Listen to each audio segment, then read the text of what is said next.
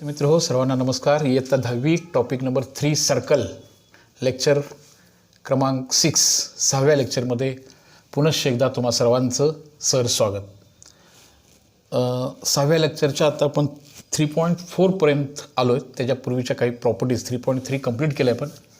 आता 3.4 मधल्या काही प्रॉपर्टीज लर्न करत आहोत. त्या लर्न करण्यापूर्वी आपण असंही समजून बोललो तुम्हाला की तुम्हाला कृतीपत्रिका सोडवायच्या आहेत डे टू डे. त्याशिवाय त्याच्या चाचण्याही 3 सोडवायच्या आहेत आणि शाळेकडे त्या जमा करायच्या आहेत. आलं लक्षात ना? म्हणजे हा सेतू ब्रिजचा महत्त्वाचा टप्पा आहे. आपण तो करतो. शाळाही लवकर सुरू होईल, शाळेत पण आपण येणार आहोत. तरी आपला हा उपक्रम मात्र सुरू राहील. तुमच्या सर्वांच्या सहकार्यानं हे पुढं कंटिन्युअस चालू ठेवतो आपण आणि मग सर्वच अभ्यासक्रम आपण व्यवस्थितरित्या एका ठिकाणी तुम्हाला कधीही बघता येईल. ह्याची प्रमुख 2 कारणं पुन्हा कंटिन्युअस करण्यापाठीमागे आहेत की जो गॅप पडला होता 10वीच्या मुलांना परत एकदा सांगतोय, 9वीचे लेक्चरसुद्धा जरूर बघा. 9वीचे लेक्चर्स जरूर अटेंड करा. आता त्याचं उदाहरण सांगतो तुम्हाला. आजच्या कृतीपत्रिकेमध्ये तुम्हाला काय सॉल्व करायचं आहे बघितलं असाल तुम्ही, सगळ्यांच्याकडे आहे. 30-60-90चं प्रमेय 9वीमध्येच्या तासातला वेळेला 3ऱ्या धड्यामध्ये 9वीच्या मी ते तिन्हीच्या तिन्ही प्रूव्ह करून दाखवलं आहे. ते प्रूव्ह जरा तुम्ही आणखीन एक वेळ बघा. जस्ट त्याचं ओळख तुम्हाला करून देतो की तुम्हाला असे काही सम्स, अशी काही गणितं त्याच्यावरती सोडवायचे आहेत. पर्टिक्युलरली ती गणितं तुम्ही मुद्दाम घेत नाही. म्हणजे गणितं मी लिहून देणं आणि तुम्ही सोडवणं असं नाही अपेक्षा. त्यासारख्या प्रकारचं एखादं गणित आपण चर्चेला घेऊया. काय प्रश्न येणार आहे बघा बरं. समजा हा एक 30, 60 आणि 90चा हा अँगल आहे. ह्याची साईड समजा की 5 साईड दिलेली आहे आणि तुम्ही मग ह्या रिमेनिंग साईड्स फाइंड आउट करा. असा प्रश्न तुम्हाला आजच्या कृतीपत्रिकेमध्ये सॉल्व करायचा आहे. तेव्हा लक्षात घ्या, 30 अंशाच्या कोनाच्या जी समोरची बाजू आहे ती कर्णाच्या निम्मे असते. ती का निम्मे असते याचं प्रूफ पण मी 9thमध्ये दिले. ते प्रूफ आता तुम्हाला सांगत नाही. त्याचा वापर करून आपल्याला गणित सोडवायचं आहे. हे ए बी जे आहे ना, ए बी हे कर्णाच्या निम्मे असते. 30 अंशाच्या कोनासमोरील बाजू, 30 अंशाच्या कोनासमोरील बाजू. ए बीची लांबी दिल्या बघा 5, 1/2. ए सी माहीत नाही, तसंच ठेवूया. काय होणार पुढच्या पहिल्याला सांगा. हे 2 ह्याला गुणिले होणार. 5 गुणिले 2 बरोबर ए सी होणार बघा. मग ए सीची लेंथ किती येणार सांगा. हे 10 येणार. त्यानंतर याची लांबी काढा. असा प्रश्न सॉल्व करायचा. बी सी काढा. बी सी ही 60 अंशाच्या कोनासमोरची बाजू आहे. 60 अंशाच्या कोनासमोरची बाजू, त्या 1चं वर्गमुळात 3 करायचं. बाकीचं आहे तसं ठेवायचं. वर्गमुळात 3/2 पट असते. पायथागोरसच्या प्रमेयाचं एक छानपैकी ॲप्लिकेशन लावून मी ते प्रूव्ह करून दाखवले. बुकमध्ये सुद्धा आहे. 9ची जरा ओळख होऊ द्या.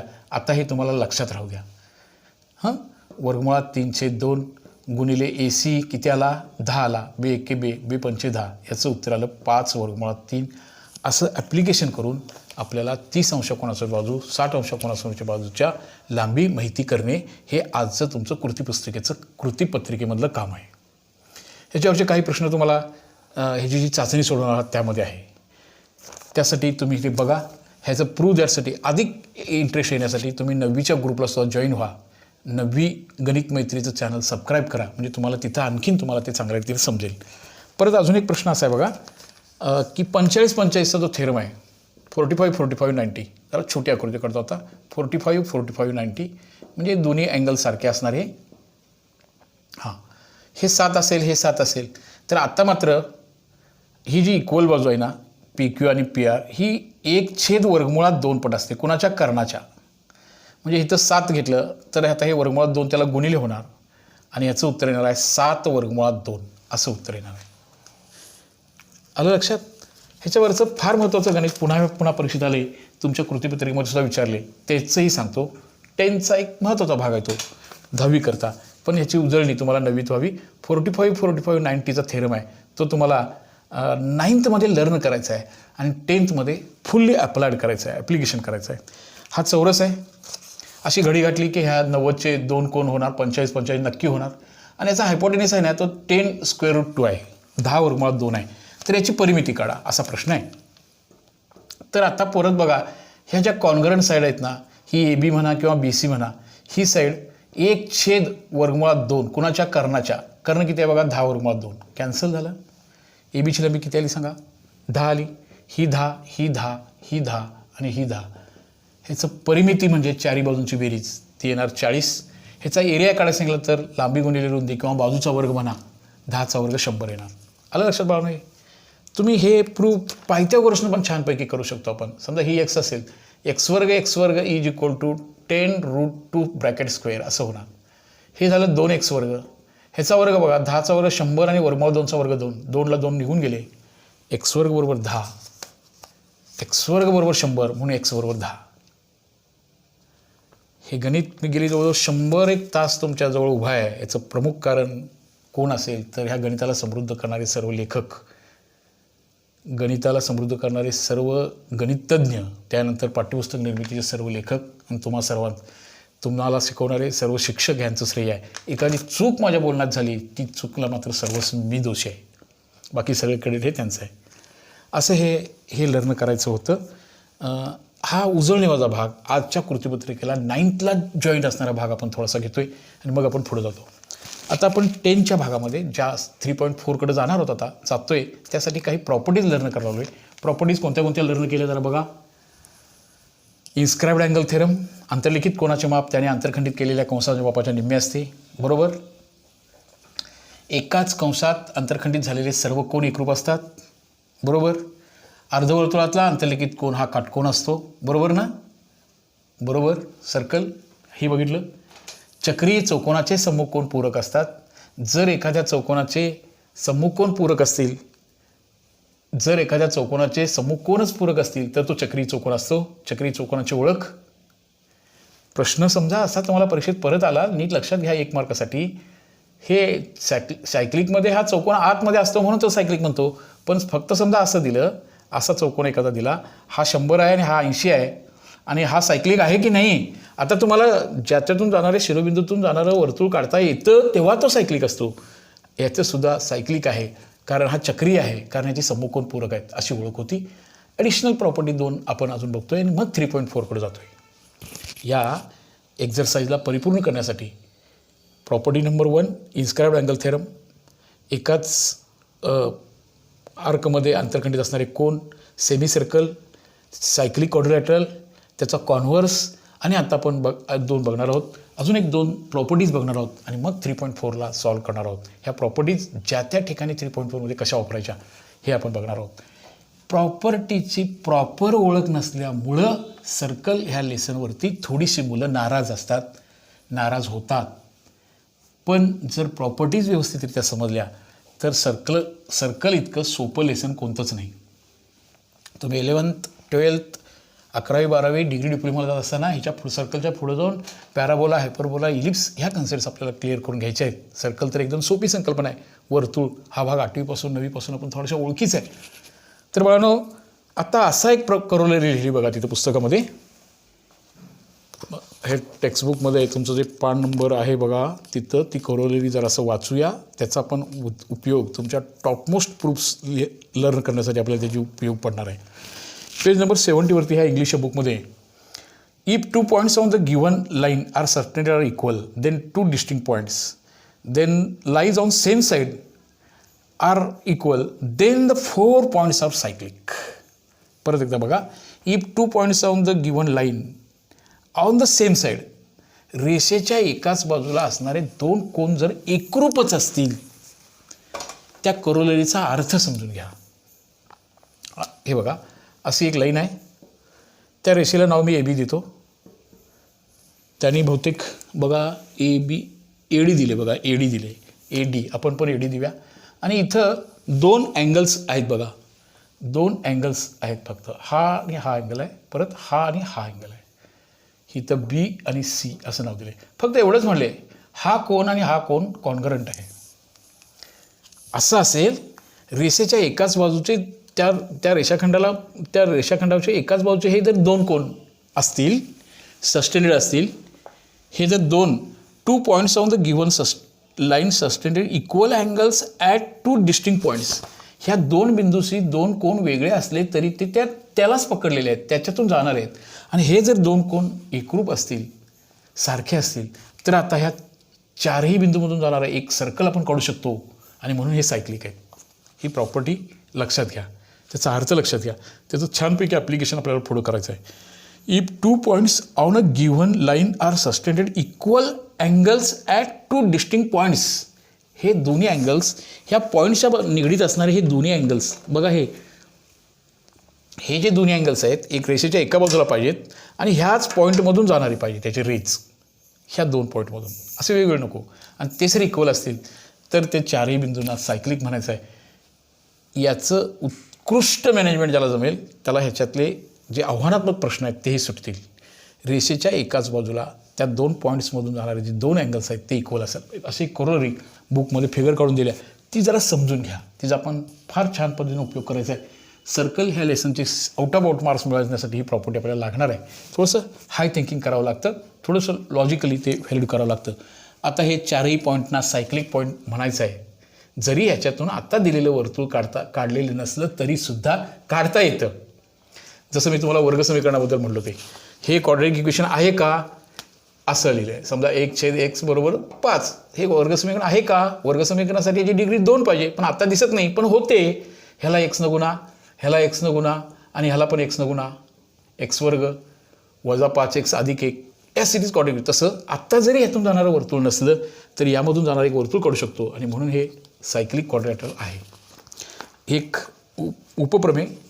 प्रमेयाचा भाग परत आता असा आहे बघा, 2 प्रमेय पुन्हा 2 रिमेंबर धिस म्हणून पेज नंबर 72 वरती 2 महत्त्वाचे फिगर्स त्यांनी काढलेत. त्यातल्या त्या दोन्ही संकल्पना आपल्याला जरा समजून घ्यायच्या आहेत. मग 3.4 आपल्याला इझी जाईल. 3.4 करता अंतर्लिखित कोनाचे प्रमेय, एकाच कंसातील अंतर्लिखित कोन वर अर्धवर्तुळातील कोन किती अंश असतो, चक्री चौकोनाचा गुणधर्म, त्याचा व्यत्यास, 4 पॉईंट्स आणि हे 2 ॲडिशनल पॉईंट्स, असे एकूण 7 पॉईंट्सना घेऊन आपण 3.4 शिकतोय. हे सगळे साथीच्या साथी गुणधर्म आपल्याला माहिती असायला पाहिजेत, ते मनापासून पटले पाहिजेत, ते लक्षात राहिले पाहिजेत, त्याचा अर्थ समजला पाहिजे. तर गणित सोपं आहे. विशेषतः गणित भाग 2 अधिक सोपं आहे, ते अधिक चांगल्या रीतीने आपण समजून घेऊया. चला तर बाळांनो, मग ह्या 72 वरचे 2 कन्सेप्ट्स, सर्कल थोडीशी मला अडचण होती लिहायला म्हणून माझं सर्कल, बेसिक सर्कल काढून ठेवतो बाजूला आता जरा. हां, ही फिगर बघताय का तुम्ही? फिगर नंबर 72 पेजवरती एक फिगर दिली त्यांनी. सर्कल आहे, सॉरी फॉर असं सर्कल तुम्ही काढणार नाही. एवढा मोठा अनुभव असूनसुद्धा माझं सर्कल चुकतं. सर्कल काढण्याचा एवढा मोठा अनुभव असूनसुद्धा ते जरा तरी तुम्हाला सर्कलसारखं वाटलं पाहिजे असं सर्कल काढतो. ह्या सर्कलमध्ये जरा समजून घ्याल मला. आता एवढा वेळ नाही खर्च करत मी. हां, असं काहीतरी फिगर दिले इथं. AEB लर्निंग, गुड स्टुडंटनं लर्निंग कसं करायचं, का हे असं आहे इकडं, का हा प्रश्न विज्ञान आणि गणितमध्ये पाहिजे. Mathematics is fundamental stone of all sciences. इथं त्याने असं सांगितलं बघा, ह्या AECचं माप काढण्यासाठी एक फॉर्म्युला तयार केला आहे. What is angle AEC. ह्या कोणाचं माप काढायचं जो फॉर्म आहे तो आपण डायरेक्टली पुढे वापरणार आहोत. डायरेक्टली म्हणजे डायरेक्टली AECचं मेजरमेंट कसं काढायचं, कसं तयार झालं आहे. थोडंसं नॉलेजिकल भाग तुम्ही बघितला जरा असं बघा. मी हे सर्कलमध्ये सेंटरमध्ये असेल नसेल त्याचा भाग नंतर, त्या सेंटरचा काही विशेष संबंध नाही आपला. फक्त एवढं लक्षात घ्या, हा कोण मी X घेतो आणि हा Y कोण घेतो. हा कोण कितीचा असेल. दुरस्थ बाह्य कोणाचे माप हे 2 आंतरकोणांच्या मापांच्या बेरजे एवढे असते. हा त्याचा बाह्य कोण होईल, बरोबर ना. हा बाह्य, हा कितीचा होणार सांगा आता, X + Y होईल. आता लक्षात घ्या, हा जो कोण आहे X + Y म्हणजे कसा तयार झाला आहे बघा. X + Y म्हणजे X + Y. आता X + Y म्हणजे कुठला अँगल आला, अँगल AEC आला बघा. हा वाढवला, ह्या दोन्हीच्या बेरजेवढा असेल. हा 30-40चा असेल तर हा 70चा असणार आहे, बरोबर ना. हा 180 - XY असेल, X + Yचा 180 - X - Yचा असेल AEC बरोबर. हा कोण कोणाच्या निम्मा असणार, हा X कोण कोणाच्या निम्मा असणार, हा, आणि Y कोण कोणाच्या निम्मा असणार, बोला जरासं.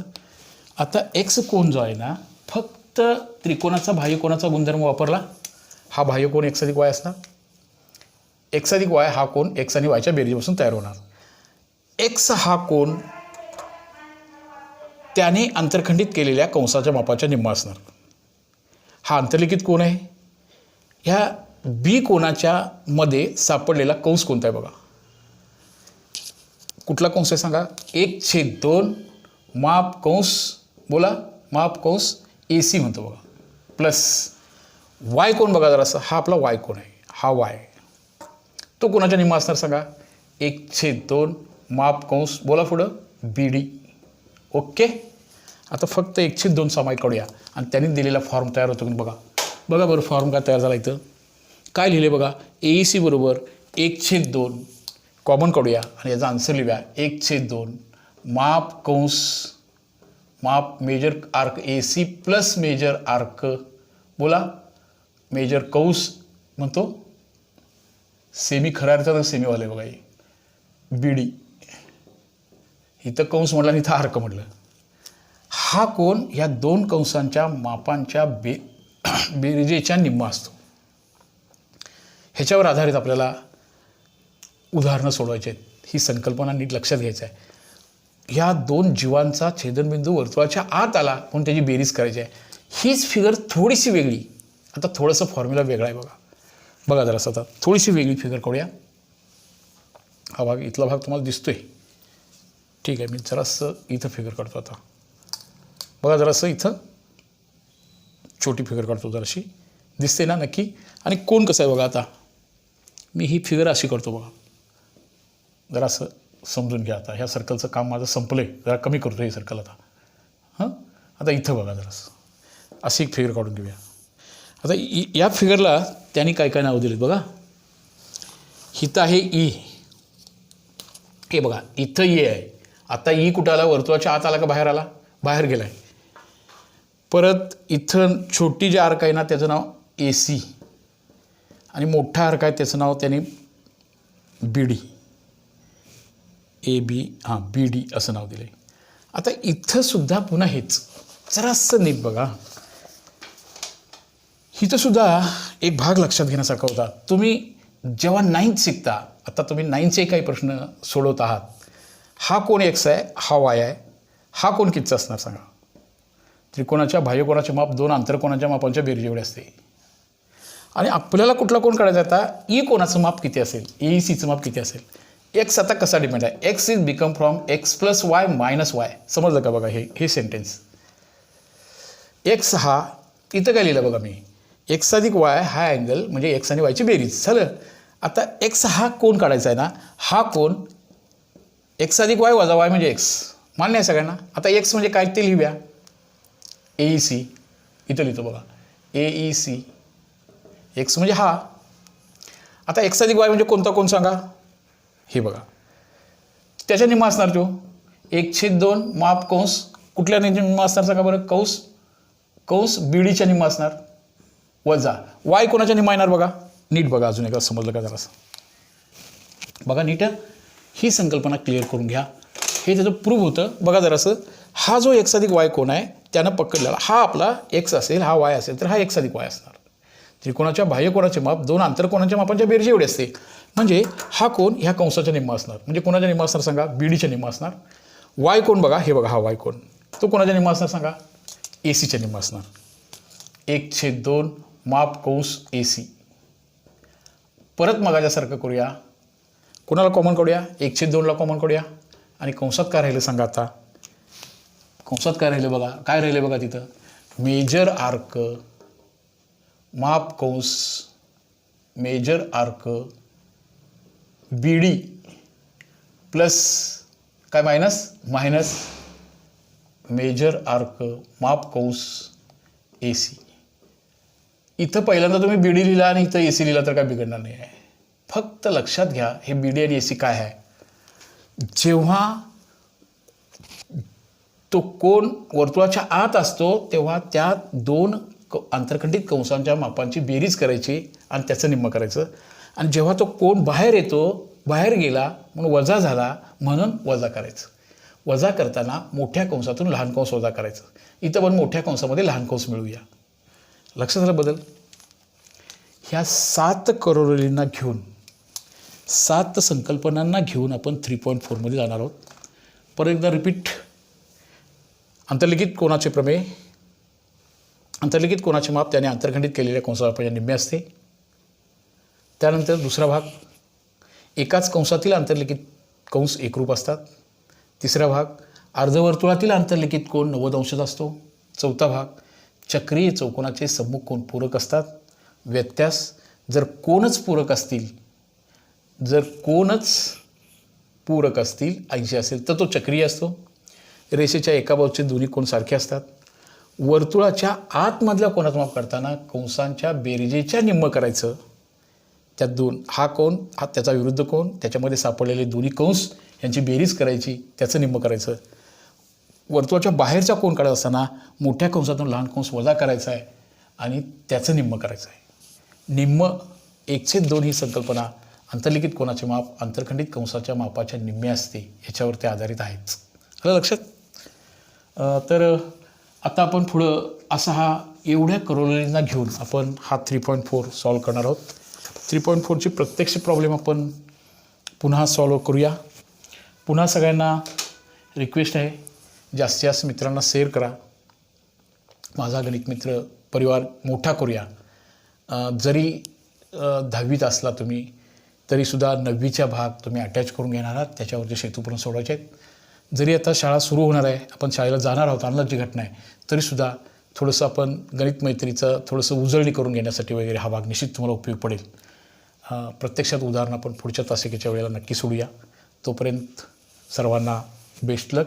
पुन्हा रिक्वेस्ट आहे की गणित मैत्री हे चॅनल तुम्ही सबस्क्राईब करा. गणितातल्या काही अदर थिंग्स आपण नक्की शिकूया.